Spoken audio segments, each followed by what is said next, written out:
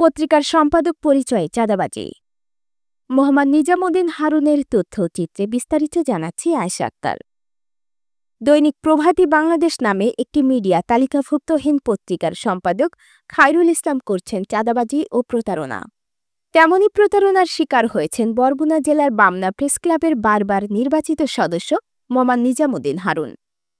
মোহাম্মদ নিজামুদ্দিন হারুন বাংলাদেশের সকল জাতীয় দৈনিক মিডিয়া তালিকাভুক্ত প্রিন্ট পত্রিকা ও ইলেকট্রনিক মিডিয়ার সম্পাদক প্রকাশকদের দৃষ্টি আকর্ষণ করছেন। তার অভিযোগটি হুবহু তুলে ধরা হল। আসসালামু আলাইকুম। সম্মানিত জাতীয় পত্রিকা ও ইলেকট্রনিক মিডিয়ার সম্পাদক মহোদয়গণের দৃষ্টি আকর্ষণ করছি। একটি নামমাত্র পত্রিকা মিডিয়া তালিকাভুক্ত ছাড়া দৈনিক প্রভাতী বাংলাদেশের সম্পাদকের নাম খায়রুল। তার বিরুদ্ধে রয়েছে একাধিক অভিযোগ: ছিনতাইকারী, পকেটমার, মাদক ব্যবসায়ী, লালন পালন সহ প্রতারণার। আমি সামাজিক যোগাযোগ মাধ্যমে দৈনিক প্রভাতী বাংলাদেশ পত্রিকায় প্রতিনিধি নিয়োগ দিবেন বলে পোস্ট শেয়ার করেন এবং হোয়াটসঅ্যাপের নাম্বার দিয়ে যোগাযোগ করার জন্য বলে। আমি সেই পোস্ট দেখে তাদের দেয়া হোয়াটসঅ্যাপ নাম্বারে যোগাযোগ করি। তখন সম্পাদক পরিচয় দেয়া খায়রুল জানান, আমাদের পত্রিকার কিছু নিয়ম নীতি আছে, যেমন প্রতি সপ্তাহে মিনিমাম 2টি নিউজ দিতে হবে। আপনি আমাদের অফিস থেকে পাবেন টি-শার্ট, স্টিকার, ফিতা, আইডি কার্ড, নিয়োগপত্র, 1000 ভিজিটিং কার্ড, কলম ও মাইক্রোফোন, এবং প্রতি মাসে আপনাকে 15,000 টাকা সম্মানী প্রদান করা হবে এবং সেই সুবাদে 1500 টাকা জামানত জমা দিতে হবে।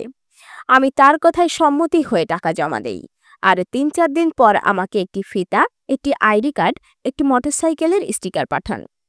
পরবর্তীতে আমি কয়েকদিন নিউজ পাঠাই এবং নিউজগুলো পাবলিশ করা হয়।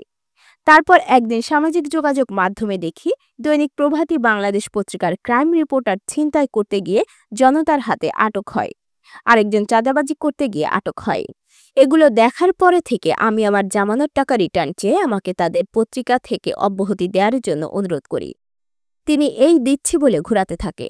আজ বিকাল আনুমানিক 5 ঘটিকায় তাকে পুনরায় আমার জামানতের টাকা রিটার্ন চাইলে তিনি আমাকে টাকা দিতে পারবে না বলে জানিয়ে দেন এবং আমাকে ভুয়া সাংবাদিক হিসেবে নিউজ প্রকাশ করবেন এবং সেখানে উল্লেখ করেন আমি তাদের প্রভাতী বাংলাদেশ পত্রিকার আইডি কার্ড নকল করে তাদের সাথে প্রতারণা করে আসছি, নিন্দেতা ডকুমেন্টস দেয়া হয়েছে।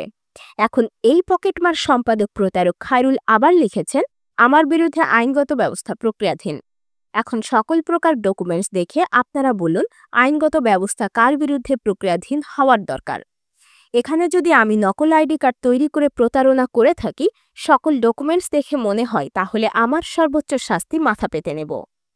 আর যদি আমার বিরুদ্ধে মিথ্যা বানোয়াট নিউজ প্রকাশ করে থাকেন, তাহলে আমি আপনাদের মাধ্যমে বিচার চাই।